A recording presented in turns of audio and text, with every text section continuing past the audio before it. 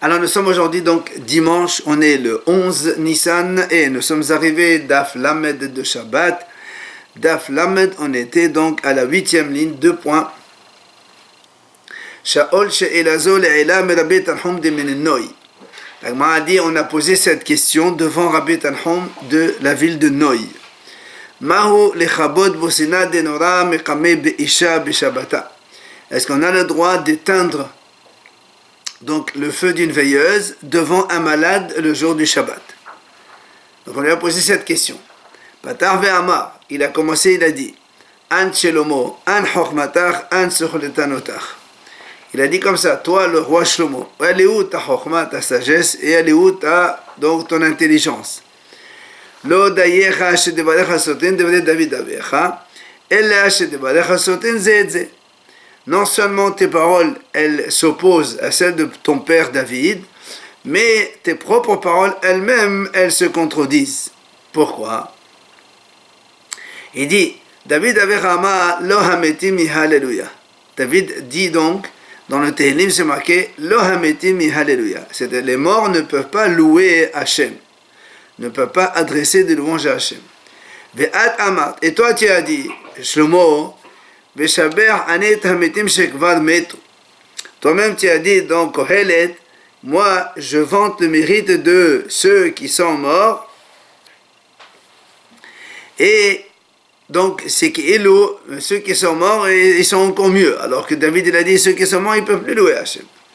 Et après après toi-même Shlomo, tu te contredis, tu dis qu'il a le chien vivant il est meilleur qu'un lion mort. Ça veut dire que les morts, ils ne peuvent rien faire. Donc tu te contredis. Alors il dit, la Kasha. Il dit en vérité, ce n'est pas donc contradictoire. Pourquoi? Ce qu'il a dit David, que les morts, dans Tehillim, les morts ne peuvent pas adresser des louanges à Hachem. Voilà ce qu'il voulait dire David. Toujours un homme, il doit étudier la Torah et faire les mitzvot. Avant qu'il ne meure. Pourquoi? Parce que chez Kevan se met, donc quand il meurt, il ne peut plus faire ni la Torah ni les mitzvot. Et donc, Hachem ne peut plus se vanter de quelqu'un comme ça. C'est ce qu'il a dit, il ne peut plus faire des Torah mitzvot. C'est ce qu'il a dit d'ailleurs. Rabbi Yochanan il dit, c'est marqué dans le pasuk, le pasuk il dit, dans Tehillim. Ça veut dire quoi? Les morts sont libres. Il dit que Adam, quand un homme il est mort, il est devenu libre de la Torah des mitzvot. Il est donc dispensé, il ne peut plus faire la Torah des mitzvot. Donc ça c'est David. Maintenant, quand Shlomo il a dit, je vante le mérite de ceux qui sont morts déjà, ça veut dire quoi? Il dit, quand ils ont fait des fautes dans le désert, il s'est tenu Moshe devant Hachem. Il a adressé plusieurs prières et des supplications devant Hachem. Et Hachem ne lui a pas répondu. Par contre, quand il a dit à Hachem, souviens-toi d'Abraham, Isaac et Israël qui sont déjà morts, alors Hachem lui a répondu tout de suite. Et donc, c'est pour ça, voilà pourquoi Shlomo Amelch il a dit, je vante le mérite de ceux qui sont morts déjà. Puisque c'est grâce à Abraham et Isaac qui sont déjà morts que Hachem donc a pardonné au Bnei Israël. Davar Acher, il a dit une autre explication. L'habitude du monde, c'est que quand un roi ou un ministre dans ce monde, il décrète un décret, il y a des doutes, les gens ils le font ou ils le font pas. Et des fois ils le font pas en cachette donc. Mais bon, c'est toujours ça fait. Et même si tu dis qu'il faut écouter le prince, c'est quand il est vivant qu'on fait tout ce qu'il a dit. Mais dès qu'il meurt, bemoto, et les gens ils font plus ce qu'il a dit. Par contre, alors que Moshe Rabbeinu il a donné beaucoup de décrets. Il nous a ordonné beaucoup de takanot, c'est toutes les mitzvot qui sont marquées dans la Torah. Et ils sont donc elles sont encore existantes et elles existeront donc éternellement. C'est pour ça que Shlomo HaMelech il a dit je loue les morts. Donc les morts ce sont Moshe Rabbeinu.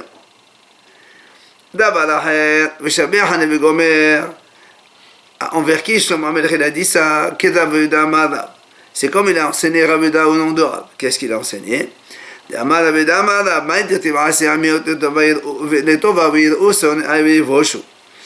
HaMelech il a dit dans Télim, il a dit Hachem, fais-moi un signe pour le bien, et que ceux qui me détestent, ils voient et ils auront honte.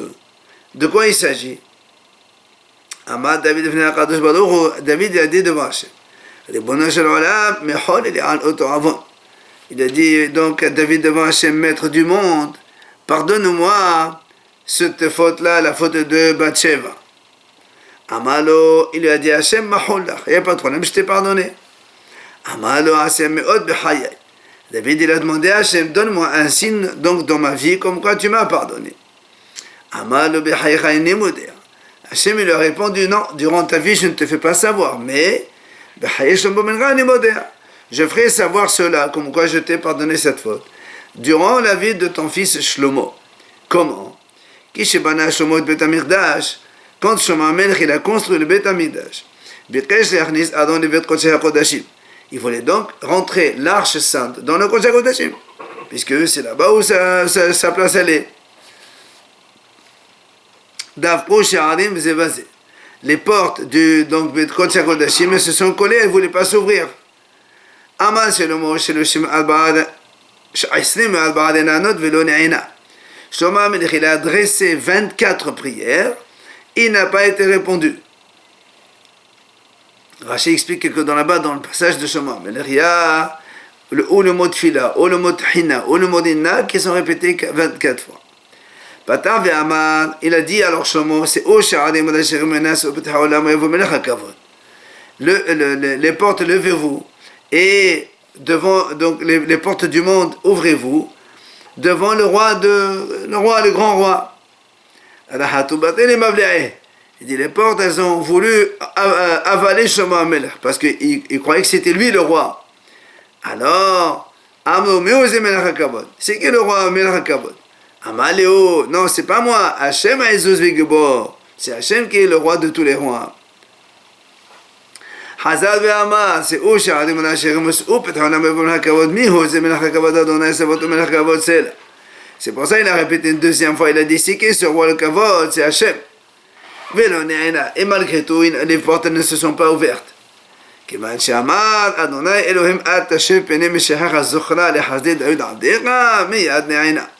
Et quand il a adressé une prière, il a dit à Hachem comme cela: ne ramène pas la face de ton Mashiach. Souviens-toi de David, ton serviteur. Immédiatement, les portes sont ouvertes. Donc, tu vois bien que c'est grâce au mérite de David que les portes se sont ouvertes pour entrer là-bas, l'arche sainte. À ce moment-là, et David, tous ceux qui détestaient David, leur visage s'est retourné comme le fond d'une casserole. Et tout le monde donc a bien compris que Hachem a pardonné la faute du roi David sur ce fameux péché de Bathsheba. Et donc, donc c'est pour ça que Shlomo a dit je loue les mérites des morts qui sont déjà morts. Bien sûr, parce que c'est grâce à David seulement que les portes sont ouvertes pour entrer le Kodesh HaKodashim, l'arche sainte. Et c'est pour ça le passage qui dit là-bas, quand Shlomo HaMelech il a fini de construire le Beit HaMikdash, après les 7 jours de fête qui sont faits pour l'inauguration du Beit HaMikdash, il y a marqué Bayom HaShemini, le 8e jour, chez l'Ah-et-Ha. Shlomo HaMelech a donc laissé partir le peuple, il les a envoyés. Et il leur a dit maintenant, d'abord, eux-mêmes ils ont béni le roi. Ils sont entrés chez eux. Il était heureux et avec un bon cœur. Sur tout le bien. Que Hachem a fait à David son serviteur.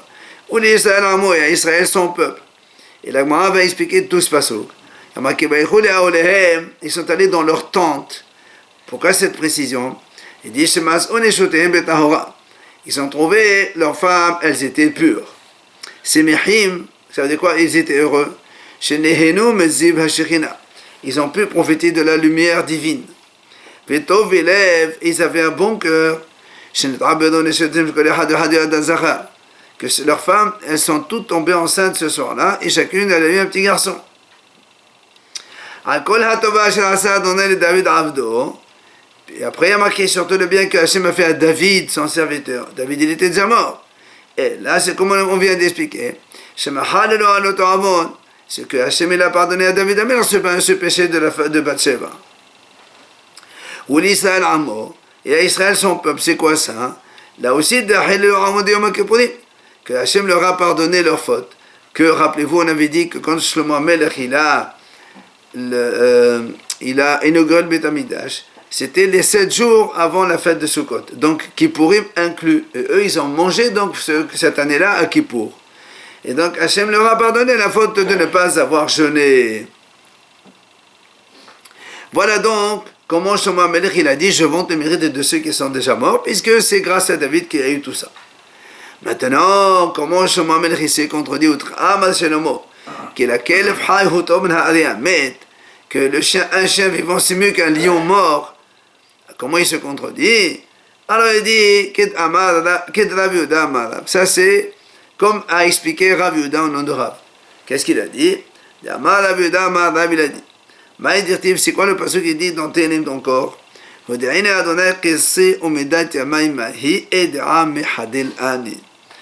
David Amelech dit à Hachem, fais-moi savoir ma limite et la mesure de mes jours, et je saurai quand est-ce que je pars d'ici.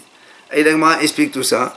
David il a dit devant Hachem, maître du monde, c'est-à-dire, fais-moi savoir ma limite, quand est-ce qu'il va mourir. Il dit non, c'est un décret devant moi, on ne fait jamais savoir à quelqu'un quand est-ce qu'il va partir. Combien je vais vivre, combien d'années. Là aussi, il lui a dit que Hachem il a dit à David, c'est une xéra devant Hachem, que jamais on ne fait savoir à l'homme quel âge combien d'années il va vivre. Alors il lui a dit, que je sache quand est-ce que je vais quitter ce monde. C'est-à-dire, au moins, il lui a dit le jour où je vais quitter ce monde. Amalo, Hachem lui a dit, Beshabbat Tamut, donc c'est un jour de Shabbat. Alors David Amelech il a demandé à Hachem, s'il te plaît, Amut Pehad de Shabbat. Comment Shabbat? Shabbat et personne ne pourra rien faire, on ne peut pas m'enterrer, on va me laisser comme ça. Fais-moi mourir le lendemain. Amalo, Hachem lui a répondu, non.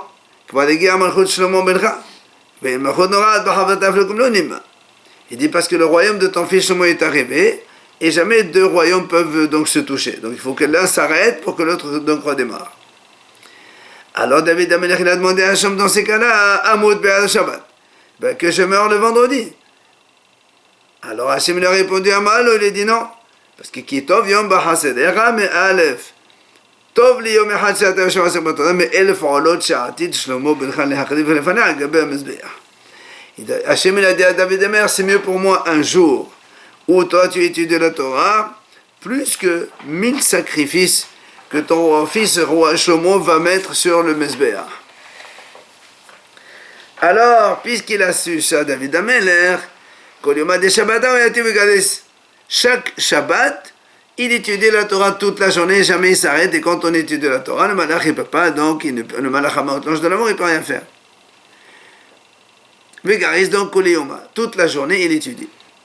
Le jour où il devait quitter ce monde, il est venu l'ange de la mort pour le prendre, mais il ne pouvait pas, puisque puisque David Amelech ne s'arrêtait pas d'étudier, donc il ne peut pas tuer quelqu'un alors qu'il est en train d'étudier la Torah. L'ange de la mort dit, comment je vais me débrouiller? Il y avait donc un jardin derrière la maison du roi David. Il est venu l'ange de la mort, qu'est-ce qu'il a fait? Il a fait bouger tous les arbres comme si il y avait un grand vent. Et le bruit des arbres, les mers, David Amelech l'a fait un peu. Donc il est sorti pour voir un peu ce qui se passe.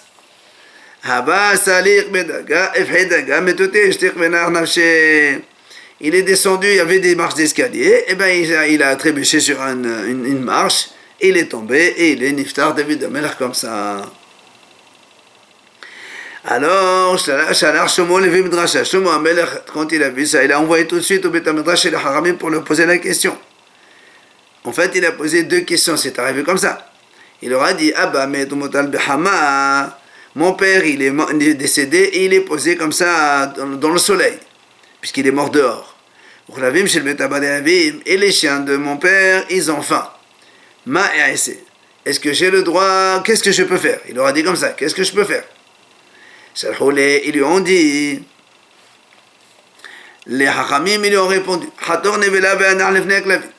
pour le chien, tu peux couper un cadavre, donc la viande d'un cadavre mort, et tu donnes à manger à tes chiens, c'est pas un problème. Maintenant, et pour ton père,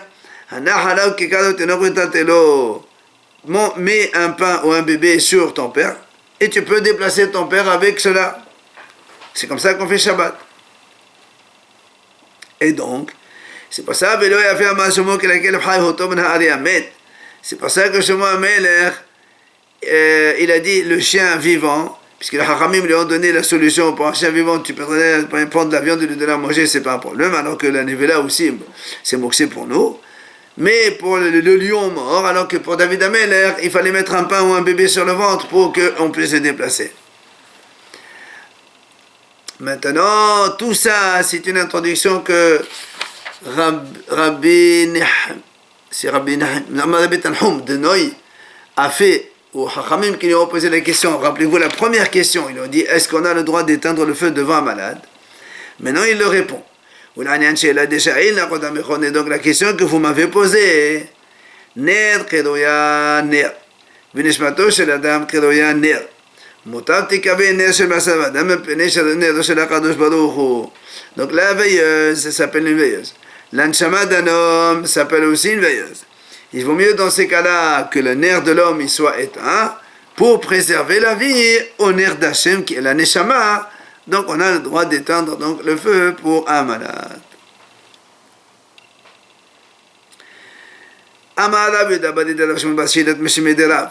Il a dit Rav Yehuda, le fils de Rav Shmuel Bar Shilat, au nom de Rav. Birshu Hachamim, l'irnoz Sefer Kohelet. Hachamim voulait cacher le livre de Kohelet. Le livre de Kohelet, donc c'est Shlomo qui l'a écrit. Pourquoi? Il dit, parce que dans Kohelet, il y a des paroles qui se contredisent. Et alors, alors pourquoi ils n'ont pas caché finalement si tu dis qu'il se contredit? Alors il fallait le cacher, pourquoi ils n'ont pas caché au final? Il dit,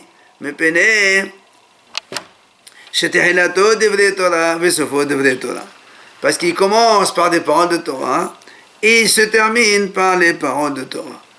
Et la Gemara explique,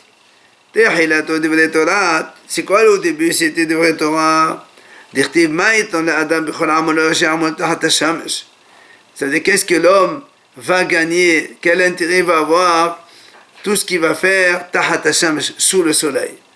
Et dans la yeshiva de Rabbi Yonah, on a dit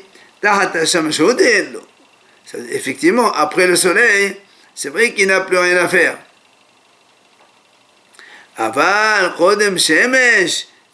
Mais avant le soleil, ça veut dire qu'avant le soleil, la Torah, elle était créée bien avant donc le soleil.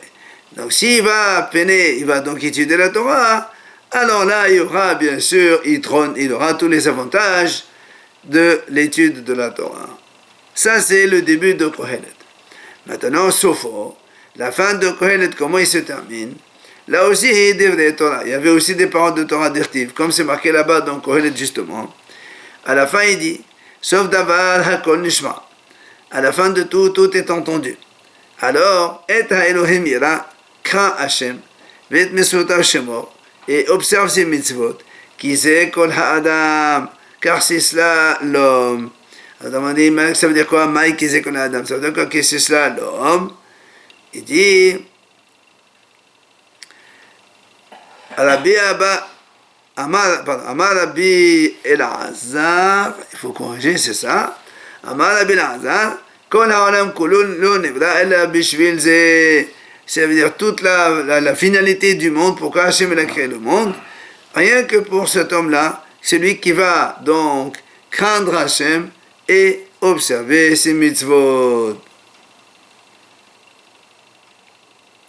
Rabbi Abba Bakana, Rabbi Abba Bakana, il a dit lui, Shakul ze kinat kol ha'olam kulo. C'est un homme qui va craindre Hachem, qui va faire les mitzvot, il équivaut à tout le monde entier.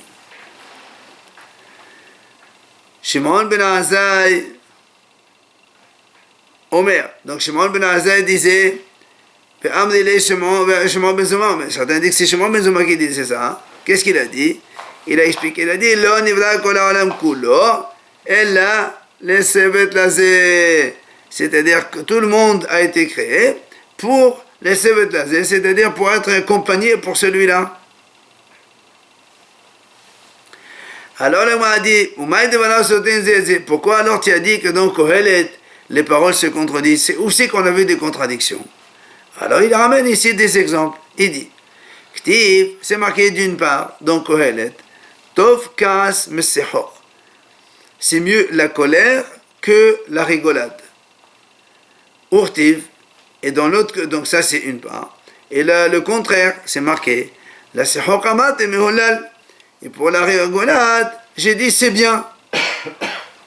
Donc maintenant, tout à l'heure tu as dit c'est mieux de se mettre en l'air que de rire. Et maintenant tu dis rire c'est bien. C'est contradictoire. Deuxième contradiction. Il dit, Shlomo HaMelech dans Kohelet, Vishibarti ani et simcha. Et moi, je vante le mérite de la joie. C'est-à-dire c'est bien d'être joyeux. Mais dans un autre passage c'est marqué, Vela simcha mazéosa. À quoi ça sert d'être heureux? C'est pas bien quoi. Donc c'est contradictoire. Alors comment on peut expliquer ces deux contradictions? L'Agma a dit la Pacha. Voilà comment on répond, il n'y a pas de question. Premièrement, quand Shlomo HaMelech a dit Tov Kaas Mesehor, c'est mieux la colère que donc les amusements. En fait, il voulait dire Tov Kaas Shekores HaKadosh Baruch Hu ala Tzadikim ba'olam hazeh, Mesehor Shemesarech HaKadosh Baruch Hu ala Shayim ba'olam hazeh. C'est mieux la colère que Hachem est là contre les tzadikim dans ce monde-là. Et donc, puisque Hachem est un petit peu, il est en colère contre eux pour les petites fautes qu'ils font, alors Hachem il va les faire souffrir dans ce monde comme ça, ils auront le monde futur tout beau. Donc c'est mieux que ça, hein, que la joie que Hachem il fait aux Rishaim dans ce monde-là, puisque dans ces cas-là, il leur fait manger tout leur mérite dans ce monde. Et après, malheureusement, dans le monde futur, ils n'auront que des souffrances. Maintenant, comment on explique l'autre pasouk? Et donc, à la joie, j'ai dit, c'est bien. Alors, il dit, ça, c'est... Et ça, donc, c'est la joie que Hachem se réjouit avec les pieux, les tzadikim dans le monde futur. Ça, c'est une vraie joie.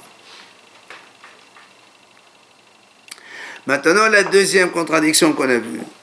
Il dit, Shlomo HaMelech, Vishibarti ani et simcha. Il dit, je vante le mérite de la joie. Alors, il dit, c'est quoi? Simcha shel mitzvah. Quand il y a une joie de la mitzvah, bien sûr, ça c'est bien.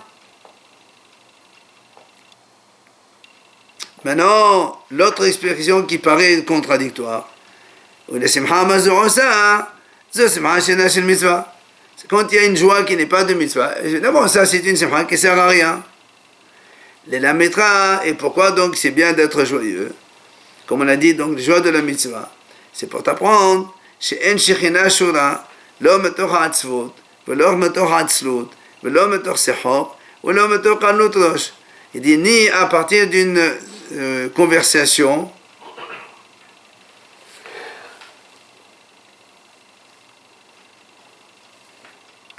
on n'a pas fini. Donc, l'Agma dit comme ça, que la Shekhinah ne peut résider sur quelqu'un, ni quand il est triste, ni quand il est fainéant, ni quand il est trop en train de s'amuser, ni quand il est en légèreté, ni à partir d'une conversation stable, pour rien, au lieu d'étude de la Torah. Ni donc à partir des paroles inutiles. Quand est-ce que la Shekhinah réside sur quelqu'un? et la méthode de Bal Simcha Shel Mitzvah. Seulement quand il est heureux, donc dans la pratique des mitzvot. Chez Nehemar, comme on voit d'ailleurs chez le prophète Elisha, hein, il a dit amenez-moi quelqu'un qui va jouer donc avec donc la musique. Et donc c'est pour ça qu'il dit quand il a commencé à chanter, à jouer de la musique, alors Elisha était content, et il a eu la providence d'Hachem, l'esprit divin. Amar Rav Yehuda, il dit Rav Yehuda la même chose, pour que quelqu'un il va dire des prods d'Halakha, il faut aussi d'abord dire quelque chose qui fait sa mère pour le réjouir, et il aura donc la Halakha. Amarava v'chein halom tov. Il dira aussi pour avoir un beau rêve, si quelqu'un il va dormir avec la joie, dans la nuit il dormira, il fera des beaux rêves. Alors la Gemara dit, comment tu dis que avant d'étudier il faut rire et rigoler donc pour être joyeux? Amar Rav Gidal Amar Rav. Pourtant Rav Gidal au nom de Rav il a dit, Kol Talmid Chacham Sheyoshev Lefnei Rabbo. Donc tout élève qui est devant son maître, Ve'en Seftuta Notfot Mar Tekavena. Et ses lèvres, elles ne goûtent pas un peu l'amertume, ça veut dire la crainte, ils seront brûlés dans l'enfer. Donc tu vois bien que quand on est devant son maître, il faut être avec la crainte. Il ne faut pas rigoler, il ne faut pas être joyeux. Chez Nehemar, comme le passage dit, Siftuta ou Shoshanim, Notfot Mor Enfer. Ça, c'est ce que dit le passage dans Shirachirim. Et Hachamim explique, Atekre Mor Enfer et la Mar Enfer. Donc c'est ça, Mar, c'est la crainte, l'amertume. Donc quelqu'un, il est devant son maître. Atekre Shoshanim et la Sheshonim, ceux qui étudient. Donc, quand on est devant son maître, on doit être avec la crainte et le respect, on ne va pas rigoler. Alors comment tu as dit, pour l'halakha, pour enseigner, il faut dire des choses de rigolo, donc je vais être joyeux. Alors la Gemara répond, la akashia. Berabah batalmid. Elle m'a dit, c'est pas une objection. Quand on a dit qu'il faut être joyeux, ça c'est le maître. Et qu'ici, qu'il doit être avec la crainte, ça c'est l'élève, évidemment. L'élève, il doit être craintif. Et le maître, lui, il doit être joyeux pour enseigner. Ou encore la Gemara dit, je peux te donner une deuxième réponse. Les deux, on parle du maître. Alors comment tu expliques, une fois tu dis il faut être joyeux, une fois tu dis il faut être craintif? Et ça c'est avant qu'il commence son cours, il fait, donc il est joyeux. Mais dès qu'il a commencé le cours, il est évidemment avec la crainte. D'ailleurs il dit la Gemara qui a des rabbins. Rabbin d'ailleurs il faisait comme ça. Avant qu'il commence son cours, il disait une petite plaisanterie. Et les Hachamim sont contents, ils rigolent, ils sourient. Les sauf,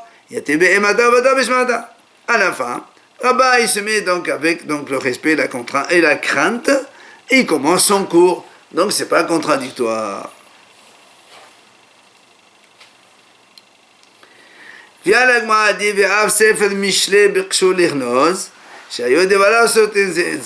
dit même le livre de Mishlei, aussi il a été écrit par le roi Shlomo, donc les Haramim voulaient cacher, parce que là aussi dans le livre des proverbes, on appelle ça, le livre du Mishlei, il y avait des contradictions, donc d'un endroit à un autre.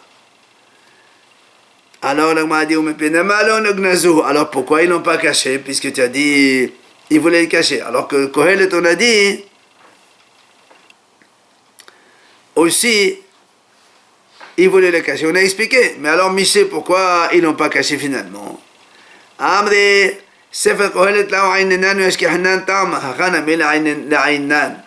dit non. Parce que dans Kohelet, au début, on voulait le cacher parce qu'on n'a pas compris ce qu'il disait. On a vu les contradictions. Mais après, quand ils ont trouvé la raison de chacune, alors on dit bon, c'est bon, maintenant c'est compréhensible. Alors, on va faire la même chose avec Michel. On va essayer de comprendre ce qu'il y a, les contradictions. Et on va expliquer.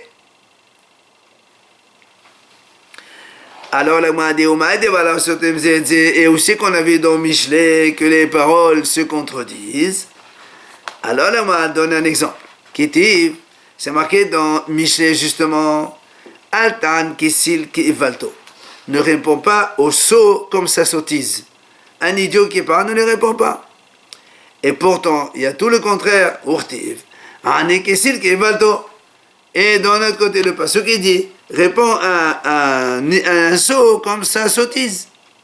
Et en fait, c'est les deux psukim dans le même paragraphe, un après l'autre. Donc ça se contredit. La kasha. La Gemara dit non, ça c'est pas une contradiction. Ha bedevlet Torah, bemle de alma. La Gemara dit, quand est-ce qu'on a dit, quand il répond à un idiot dans sa sottise, c'est quand il te parle des paroles de Torah. Là, tu dois le répondre. Par contre, quand il parle des bêtises comme ça, alors ne réponds pas. Et la Gemara donne des exemples. Il y avait un homme, il est venu chez Rabbi. Amale, il lui a dit comme ça. Il lui a dit, ta femme, c'est la mienne, et tes enfants sont les miens. Ça veut dire qu'il voulait lui dire que sa femme, il a une relation avec sa femme. Et donc, sa femme, elle a fait snout avec moi, et les enfants, c'est des mamzerim. Il dit n'importe quoi. Amal, alors Rabbi lui a dit, oh, tu veux boire un verre de vin? Chat, Ofaka, il a bu, il est mort. Un autre cas, Aoudi Atale Kami de Rabbi Hiya. La même chose, quelqu'un est venu chez Rabbi Hiya. Amal, il lui a dit, Immecha, Eshti, Vatabini, ta femme. Ta mère, c'est ma femme. En fait, elle a une relation avec moi. Et toi, tu es mon fils. Il lui a dit la même chose. Amal, les oreilles de ses conscients, tu veux boire un verre de vin? Chat, Ofaka, il a bu, il est mort. Amal, Rabbi Hiya, il a dit Rabbi Hiya,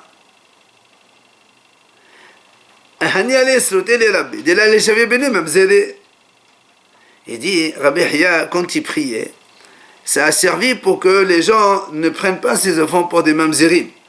Puisque justement, ce monsieur il est venu, il a dit, ta mère c'est la mienne et toi tu es mon fils. C'est quoi la prière? Il dit, parce que t'es Rabbi qui a ramassé. Non. Rabbi Hiya, il a dit, ah, c'était le Rabbi. Il a dit, la prière de Rabbi, elle a servi pour que ses enfants ne soient pas des mamzerim. C'est la première histoire où le monsieur a dit, ta femme c'est la mienne et tes enfants c'est les miens. Alors donc, les gens ils vont dire que les enfants de Rabbi Hazesham c'est des mamzerim. Ah non, en fait, Rabbi, il priait tous les jours, il disait, Ama, c'est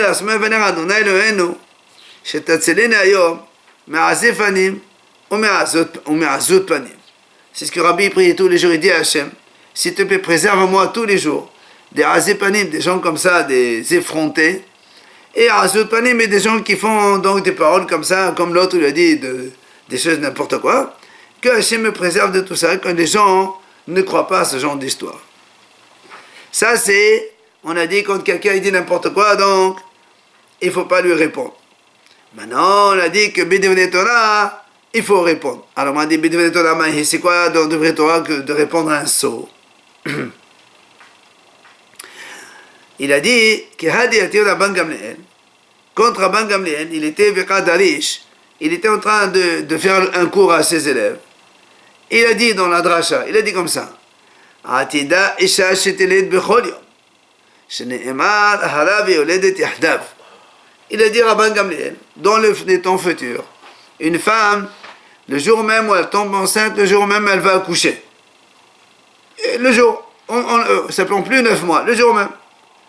Il y avait là-bas un sot, il a commencé à se moquer, l'irléa, la autotalmid. Amal, il dit, c'est quoi ça? N'importe quoi, j'ai jamais eu des choses comme ça. Amal, alors Rabban Gamliel lui a dit, il a dit, viens, je te montre un exemple similaire dans ce monde-là. Comme quoi, le jour même, il y a la conception et l'accouchement. Qu'est-ce qu'il lui a dit? Il lui a sorti, il lui a montré le cas d'une poule. Or, nous, on sait que la poule, elle pond un œuf chaque jour. Et voilà, là aussi la femme elle fera la même chose. Vetou, Yativ Rabban Gamliel Vekadarish. Rabban Gamliel, il a fait une autre dans la dracha, il a dit autre chose. Il a dit, Atidim elanot shemosein perot bechol yom.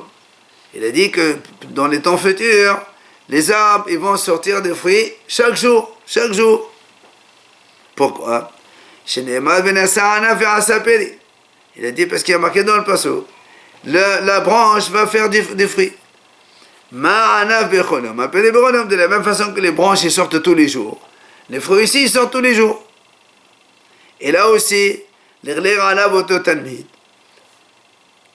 il s'est moqué de lui, il y avait un élève, il s'est moqué de lui. Ahmad, il lui a dit, mais qu'est-ce que tu racontes? C'est bien marqué, il n'y a rien de nouveau sous le soleil, toi tu nous inventes des choses. Amalé, il lui a dit, Rabban Gamliel, viens, je te montre un exemple identique. Dans ce monde-là, c'est quoi? Nafar, les Slaves. Il lui a montré le caprier. Et le caprier dit, donc chaque jour, il y a des choses qui poussent dans le caprier. Rachid a dit, puisqu'il y a les vionotes, les cafricines, les lavines, il y a plein de choses. Et donc, il y a toujours des choses qui poussent dans le caprier. Enfin, autre chose, Rabban Gamliel, il était en train d'expliquer. Il disait, Atida el Israël, c'est aussi Gluskaot Uchlimilat. Dans les temps futurs, en Israël, la terre sortira directement des pains et directement Uchlimilat et des vêtements directs. Sheneemar, comme le passage qui dit, Yifisat bar ba'ares. Alors, il y aura Pisat bar ba'ar. Bar, c'est la nourriture. Et Pisat, comme un morceau de pain. Alors, ba'ares, parce que le Pisatiad, c'est comme une paume de la main. Donc, il y aura des pains donc du grosseur d'une main qui sortiront de la terre. Et le mot Pisat, ça veut dire aussi comme Passim. C'est la Ketonat Passim, rappelez-vous, donc la Ketonat, la tunique de Yosef que Jacob lui a fait. Donc, il y a le vêtement, la tunique, il y a aussi le pain. Donc qui sortiront directement de la terre. Et il y avait encore un autre, il s'est moqué de lui, il a dit comment? Il n'y a rien de nouveau sous le soleil. Il lui a dit, Rabban Gamliel, viens, je te montre des choses similaires dans ce monde-là. Et qu'est-ce qu'il lui a dit? Il lui a dit, voilà, il y a les truffes et les champignons. Achille dit qu'en un soir, ils sortent, donc ils se développent et poussent. Et pour ce qui est donc de les vêtements de laine qui vont sortir, Nevra Barkora, il lui a montré le cif qui pousse autour du palmier. Vous savez, autour du palmier, il pousse un petit peu une sorte de, comme des végétations autour, comme une sorte d'habit. C'est pour ça que ça enveloppe. Alors c'est pour ça que quand il a parlé des bancs de Torah, on a vu que Rabban Gamliel, il a répondu à cet élève-là.